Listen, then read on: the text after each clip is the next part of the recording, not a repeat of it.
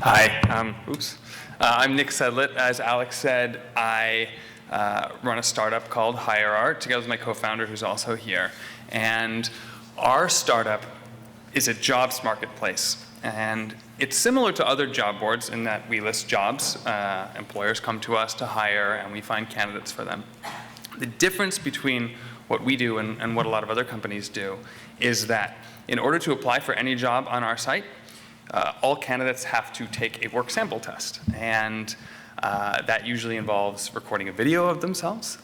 It involves solving exactly the kinds of problems they would have to solve in the job. And sometimes when we talk to employers about it, we call it a simulation of the workday.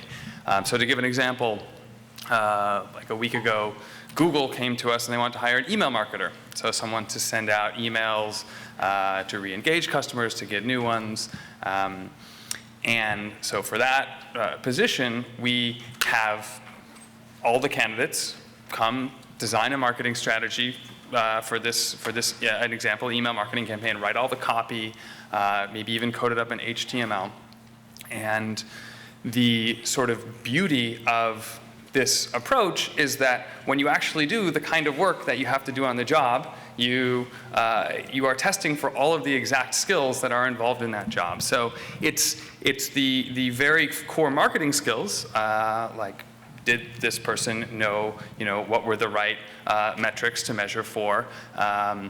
But it's also, can they communicate their solution effectively? Some of our questions even have you write an example email back to your boss after they ask you something. So you're also collaborating in the appropriate tone. So what's interesting about work samples is that, in a way, we don't actually have to know, even have a theoretical framework for why these problems are useful. We just have to show employers, and then they can decide for themselves, because this is what they do every single day. That said, we want to come up with a theoretical framework, because if we know if we know why someone solved the problem well, then we can we can do a lot of the grading on our own, and we can curate these applicants for employers, and we can suggest online courses they can take to supplement their skills. So the sort of genesis of our startup was that my co-founder, we went to college together, and then a few years later, when we'd gone into the real world, we were kind of talking about our experiences. And my co-founder worked at McKinsey, and I worked at Goldman Sachs. And they have really interesting interview processes. When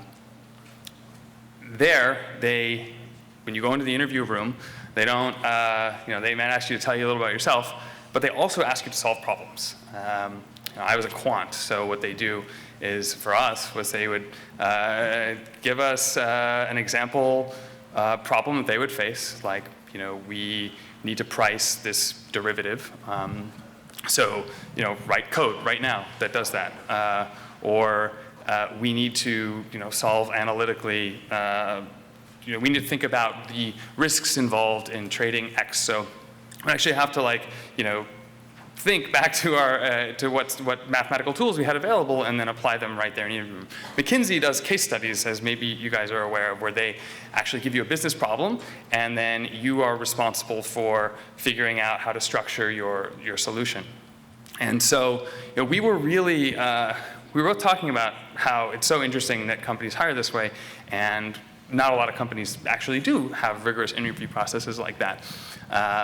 And so we thought, what if we make that methodology available to all employers? So when we think of assessment, we actually think of it as employers assessing interviewees. So it's just a little bit different than what we've been talking about today. At the same time, they're highly, highly related, because the only reason our company can exist is because employers can't just look at someone's resume and look at their degree and GPA and decide that this person's ready for a job. Even though people spend years and years of their life going to college so that they can get a job. So we would ultimately love for that to be the case, but and maybe for our company to inform colleges to actually eventually assess assess students' work readiness as they graduate from universities. But for now, we're filling the gap that we see between the higher education and the labor market. Thanks very much.